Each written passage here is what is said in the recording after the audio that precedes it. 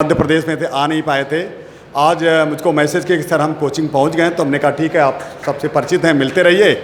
और जब मैं चलने लगा तो इनके लिए 2 लाइन मैं लिख के लेके आया खास तौर से कि मैं 2 लाइन के लिए कहूँगा। तो जब तक पांडे सर कर रहे हैं, तालियां बजती रहनी चाहिए।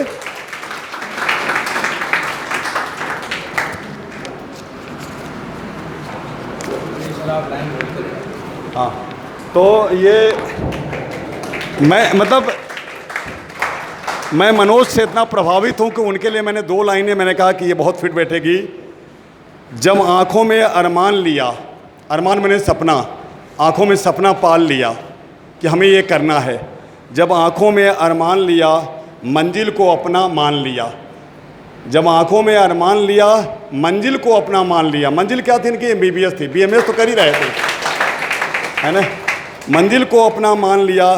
है मुश्किल क्या, आसान क्या, है मुश्किल क्या, आसान क्या, जब ठान लिया तो ठान लिया, जब ठान लिया तो ठान लिया। ये मनोज के लिए मैंने लिखा कि इन्होंने ठान लिया था, क्योंकि ये लगातार मुझसे जुड़े हैं। BMS कर रहे थे तभी जुड़े हैं, और कितने बहुत ही मेहनती है। मैं जितनी भी तारीफ़ करूं कम है। इनको MBBS कॉलेज मिल रहा है, अब की बार MBBS में एडमिशन होगा गवर्नमेंट कॉलेज। बहुत ही खुशी की बात है, प्रसन्नता की बात है। बाकी मनोज बताएंगे आपको। संघर्ष तो इन्होंने किया बहुत, और बताएंगे। घर वाले भी बीच में साथ छोड़ दिए थे, तो बेचारे एडमिशन ले लिए, लेकिन फिर भी मन में तो कसक थी कि जब ठान लिया तो ठान लिया, जब मंजिल को अपना मान लिया। मंजिल तो इनका MBBS था, तो BMS में मन कहाँ से लगेगा। फिर लौट के आए, और देखिए यहाँ खड़े हैं मनोज। सबसे पहले मैं पांडे सर को और सुमन सर को मैं बधाई देता हूँ, और इन्हीं सर की कृपा से ही मैं यहाँ तक पहुँचा हूँ। मैं तैयारी करने के लिए मैं लगभग 2015 में आया था, मैथ्स से था उस समय, और बायो ले लिया था। और बायो हमको कुछ समझ नहीं आता था, हमको बायो पढ़ने में ही 4 साल लग गए थे। अब जब तक बायो हमको समझ आई, तब तक जो है घर से साथ छूट गया कि चल भाई अब एडमिशन ले ले तुम। तो एडमिशन तो हो गया उसमें, लेकिन क्लास में जाओ बस वही आओ जाओ, कुछ मज़ा नहीं आता था। तो सर से जो पढ़ा था, तो सर की मैंने नोट्स रखा था, उसको मैंने लगाना शुरू कर दिया। बार बार वही नोट्स पढ़ता है, सवाल लगाता है, नोट्स पढ़ता है, सवाल लगाता है। एग्ज़ाम में बैठता, हर साल बैठता मैं। कभी पिछले साल मेरा लगभग 582 आया, लेकिन बहुत ज़्यादा डिप्रेस हुआ। लेकिन सर से बात की, उसके बाद फिर मैंने शुरू कर दिया, फिर पढ़ा, और इस बार जो है 603 नंबर आए मेरे, और वहाँ पे मैं सेलेक्ट हुआ। हमने सिलेक्शन में लगभग हमने 3 ही चीज़ सीखी है खुद से, कि कभी किसी को एक्सप्लेन मत करो। कभी अगर गलत हो रहा है आपका सवाल, किसी को एक्सप्लेन मत करने जाओ, क्योंकि उसका जिम्मेदार आप खुद हैं। दूसरे को आप कब तक एक्सप्लेन करोगे? 1 साल, 2 साल, 3 साल, सुनने वाला भी कहेगा यार इसका यही काम ही है। एक्सप्लेन मत करो, अपनी गलतियों को अपने से कह दो, मैं यहाँ गलत हूँ। जिस दिन आप अपनी गलती मान लेंगे, आप उस दिन सेलेक्ट हो जाओगे। आप लोग सवाल करते हैं, थोड़ा सा माइनर मिस्टेक करते हैं, आप उसको अपने ऊपर ब्लेम नहीं लेते हो, कहते हो यार ये तो माइनर मिस्टेक था, तो मुझे आ रहा था। आप वहाँ पे अपनी गलती नहीं मानते हो, क्योंकि अगर आप गलती मान लेते तो सेलेक्ट हो जाते, आप सही कर ले जाते अगली बार। लेकिन वो आप हर बार कहते हैं किसी न किसी से, यार मेरा माइनर मिस्टेक हो गया। माइनर मिस्टेक नहीं हुआ, तुम्हारा माइंड ही ब्लॉक हो गया। सच बात यही है। हम अपने आप से ईमानदारी नहीं दिखाते हैं। ईमानदार खुद के प्रति बनिए। आज सबसे ज़्यादा लोग धोखा खुद से कर रहे हैं, लोगों से झूठ बोलते रहते हैं। घर वाले पढ़ा रहे हैं, आप कहोगे यहाँ बैठे नहीं पढ़ रहे हैं। झूठी तारीफ़ दूसरों से बताते रहते हो। 2 मिनट की अपनी प्रशंसा के लिए आप किसी से कुछ भी बोलते रहते हो, मेरा इतना है, मेरा उतना है, मेरा भी हो जाता, यहाँ पे मेरा गड़बड़ हो गया। कुछ नहीं हो रहा है तुम्हारा, सिर्फ आप अपने लिए 2 शब्द अच्छे सुनने के लिए सबसे झूठी तारीफ़ कर रहे हो। अपने प्रति ईमानदार बनो। आपका नंबर कम है यार, उससे टेंशन न लो। मैं पहली बार बैठा था, मेरा 141 नंबर था। सोच लीजिएगा, 140 नंबर। मुझसे किसी ने पूछा कि भाई तुम्हारा कितना है? हमने कहा 141। बोला यार तुम तैयारी छोड़ दो। हमने कहा छोड़ देंगे भाई, तुम टेंशन ना लो। हम कर रहे हैं भाई, तुम्हें दिक्कत क्या है? किसी को कभी रिस्पांस भी मत दो।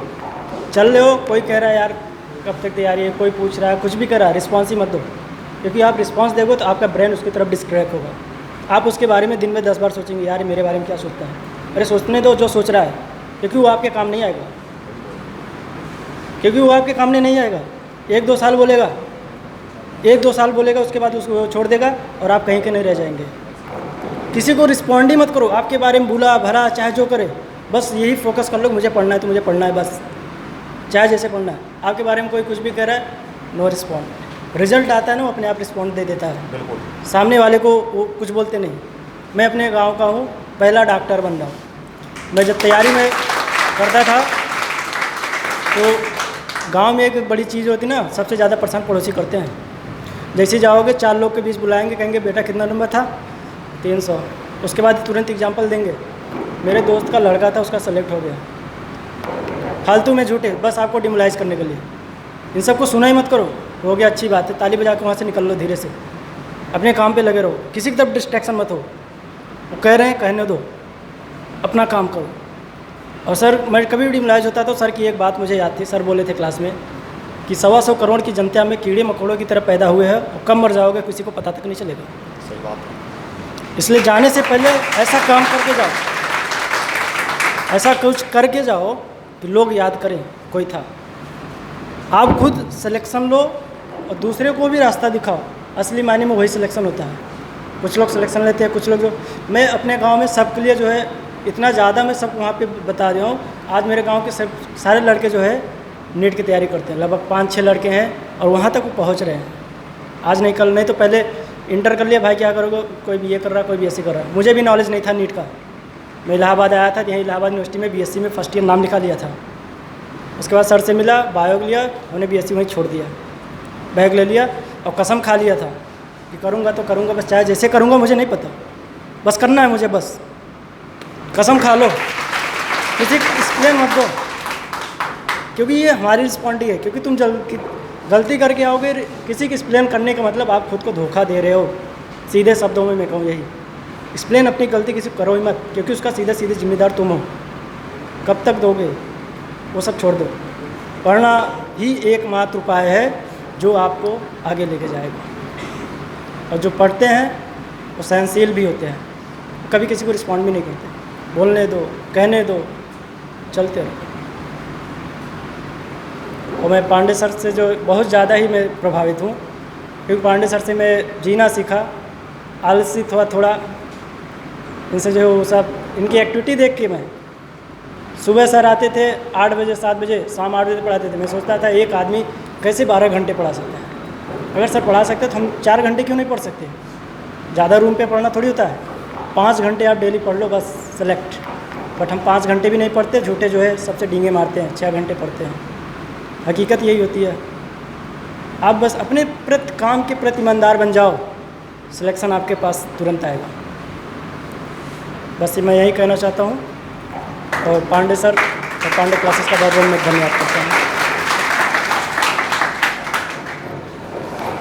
बच्चों, आपने देखा मनोज ने जो बोल रहे थे, तो इन्होंने काफ़ी संघर्ष किया है और वो बड़ी नपी तुली बातें बोल रहे थे, सबको समझ भी आ रहा होगा। इन्होंने कहा है कि अपनी गलती दूसरे से नहीं कहना चाहिए। मतलब ये है कि अपने गलती का जिम्मेदार खुद को मानो कि हमसे गलती हो गई और उसको सुधारो। होता क्या है, इनके कहने का मतलब ये है कि जैसे मान लीजिए किसी वजह से हम बहाना ढूंढते हैं। इनके कहने का मतलब क्या है कि हम बहाना ढूंढते हैं, अपनी गलती को छिपाने के लिए हम बहाना ढूंढ लेते हैं। जैसे मेरे से सवाल गलत हो गया तो पेरेंट बोले कि तुम्हारे नंबर कम क्यों आए, तो उसने बोला कि मेरा सर दर्द कर रहा था। ये बहाना हो गया, चुप हो गए। अच्छा, तुम्हारा नंबर कम क्यों आया, उस दिन बबलिंग अच्छे से नहीं भर पाया, ये बहाना हो गया। फिर वो चुप हो गए। इनके कहने का मतलब ये है कि आप बहाना ना ढूंढें और अपनी जिम्मेदारी खुद निर्धारित करिए कि हमारे साथ ऐसा घटना ना होने पाए। तो कभी बहाना तो ढूंढना नहीं चाहिए। बहाने का मतलब, जो बहाने ढूंढते हैं ना बच्चों, उन्हीं को कहा जाता है कोआर्डिनेस। हिंदी में कहा जाए तो कायरता। बहाने नहीं ढूंढना चाहिए। इनके कहने का ये मतलब है कि अपनी गलती किसी से मत कहो। अब ये मत सोचो कि आपने अगर कोई गलती कर दी, कोई सवाल गलत हो गया तो टीचर से मत कहो कि सर मेरे से गलत हो गया। नहीं, आप बहाना मत करिए, आप सीधे जाके बताइए कि हमारा ये प्रॉब्लम है, हमें कैलकुलेशन नहीं आ रही है, हमें ये चीज़ नहीं आ रही है। ये मतलब है कि फिर उन्होंने बाद में बोला कि ईमानदार बनिए। अगर हम ऑनेस्ट हैं तो हम बहानाबाजी नहीं करते। तो इनका पहला चीज़ ये था कि अगर हमारे सिलेक्शन में कोई रोड़ा बनता है तो क्या है, झूठा अपने मन को झूठी खुशी पाने के लिए हम झूठ का सहारा लेते हैं। वो चीज़ हमें छोड़ना है। हम जो हैं वो सच हैं और हम जैसे हैं वैसे ही रहें, और हम अपने को ही ठीक करके ऐसा कुछ एग्जाम्पल बना दें कि लोग अपने आप ही हमारे बारे में वो सोचना शुरू कर दें जो शायद लोग को लगता है कि ये हाइपोथेटिकल है क्या। जैसे अभी अगर किसी से आप कहिए किसी स्टूडेंट के बारे में कि वो स्टूडेंट पहले मैथमेटिक्स से एडमिशन लिया, फिर इसके बाद उसने फिर मैथ को ड्रॉप करके फिर बायोलॉजी, और फिर वो इतना जिद्दी कि करना है तो मेडिकल फील्ड में, और वो भी MBBS का ही डॉक्टर बनना है, मतलब MBBS करके डॉक्टर बनना है, इतना जिद्दी। तो बच्चों ये तो समझ में आता ही है, जिद और जुनून के आगे सारे लोग फेल हो जाते हैं। जिद और जुनून के आगे तो किसी का आज तक चला नहीं। अगर मैंने ये बोला कि ये पेन है, मैंने ये कहा कि अगर मुझे ये पेन मिलेगी तो ठीक है, नहीं तो दुनिया की मैं कोई चीज़ नहीं लूँगा। अगर ये पेन नहीं मिला मेरे को तो मैं दुनिया की कोई चीज़ नहीं लूँगा। तो बच्चों फिर ये पेन आप ही का है, अब कोई नहीं ले पाएगा।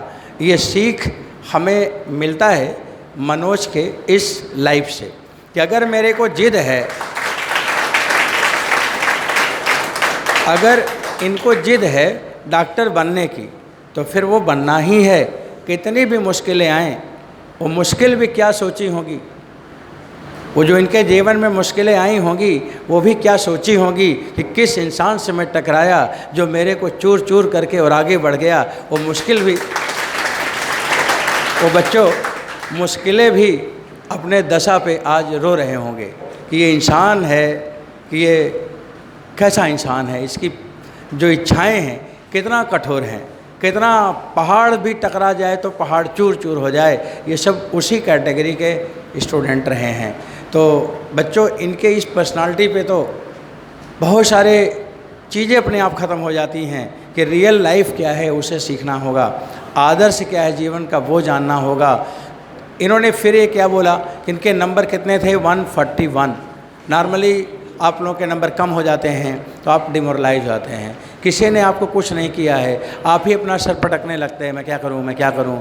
इससे कुछ नहीं होगा। हमें तब ये सोचना चाहिए नंबर कम हो गया कोई बात नहीं है, आने वाले समय में इतना ज़्यादा सवाल कर दिया जाए, इतना ज़्यादा कर दिया जाए, इतना ज़्यादा कर दिया जाए कि कोई नंबर काट ही ना पाए और पूरे के पूरे नंबर मेरे हो जाएं, तो हम नंबर कम करने का दुख मनाने के बजाय हम ये सोचें कि इतना नंबर ज़्यादा कर लें कि सारा दुनिया हमारे इस काम का खुशियाँ मनाएं, जश्न मनाएं, और हमारे इस वर्ग का चारों तरफ तारीफ़ ही तारीफ़ हो। बच्चों मेहनत आप करते हैं, पढ़ाई आप करते हैं, नंबर आपको मिलता है, डॉक्टर आप बनते हैं, सिलेक्शन आपका होता है, बाकी सारे लोग आपको अप्रिशिएट करते हैं, आपको देखकर नहीं, आपके उस जो चट्टान जैसा जज्बा था, जो अडिग लक्ष्य था, जो वो काम करने के आपके तरीके थे, जो कभी ना हार मारने वाली जिद थी, और जो हर कठिन परिस्थिति में आगे बढ़ने का जो आपको एक इंस्पिरेशन मिलता रहा आपके अंदर से, आपको खुद के अंदर से कि नहीं मेरा जीवन है तो यही होना चाहिए, जीवन है तो मेरे को यही मिलना चाहिए। वो जज्बात आपको ले आके यहाँ पे मुकाम पे खड़ा कर देती है। उसके लिए लोग आपके जीवन भर सोचते हैं कि इंसान ऐसा होना चाहिए, इंसान ऐसा होना चाहिए। बच्चों यही हमारे जीवन का एक लक्ष्य भी है कि हमें कुछ अलग करना चाहिए। तो मनोज ने बहुत ही मेहनत किया। इनके संघर्ष की जो कथा है, कहानी है, ये बहुत दिन तक लोगों के मन में चलता रहेगा और ये डॉक्टर रहेंगे। इनको देखकर कई लोग सीखेंगे कि हमें मेहनत करना होगा, हमें आगे बढ़ना होगा। तो जितने बहुत सारे लोगों के लिए ये एक तरह से दीपक का काम करेंगे कि इनके उजाले में बहुत अंधेरे लोगों को, बहुत जो इसके लाइफ में लगता होगा कि डार्क है, उनको एक रोशनी मिलेगा, एक नई दिशा मिलेगा। तो ये समाज के वो सजग प्रहरी हैं जो अपने जैसा लाखों लाखों लोगों को बनाएंगे। और इसके लिए मैं इनको बहुत सारी शुभकामनाएं देता हूं कि आने वाले समय में इसी तरह से कठोर चट्टान जैसे जैसे अभी इन्होंने अपना लक्ष्य को पा के दिखाया, ऐसे ही इस देश के दिशा और दशा को सुधारने के लिए भी काम करेंगे और ये अपने इस मिशन में सफल ज़रूर होंगे। ईश्वर इनको आगे हमेशा बढ़ाते रहे और लोगों के लिए ये एक बहुत इम्पोर्टेंट, इंस्पिरेशनल और लोगों के लिए एक टारगेटिव कि ऐसा होना चाहिए, एक इमेज, एक आइडियल पर्सनालिटी बन के हमेशा लोगों के हृदयों में रहें। बच्चों, इसके लिए बहुत बहुत शुभकामनाएं, बहुत बहुत बधाइयाँ। Thank you. बेटा जी, सोचिएगा कि कैसे बच्चा 10th तक मैथ पढ़ा, 11th 12th बायोलॉजी नहीं पढ़ा, फिर एक सब्जेक्ट से बायोलॉजी करके कैसे लौटा होगा। ये बहुत चुनौतीपूर्ण, इंटर की बायोलॉजी बहुत टफ है। 141 नंबर लेके फिर डॉक्टर बनना।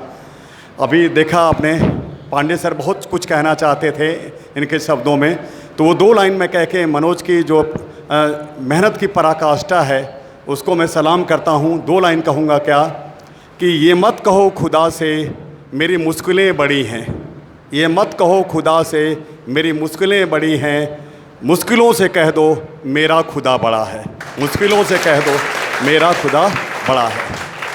अब मैं आर.के. सर से भी चाहूँगा कि 3 बच्चे जो हमारे सेलेक्टेड उनको आशीर्वाद दें और आशीर्वाद दे दें। सर, सभी सेलेक्ट बच्चों को बधाई मेरी तरफ से।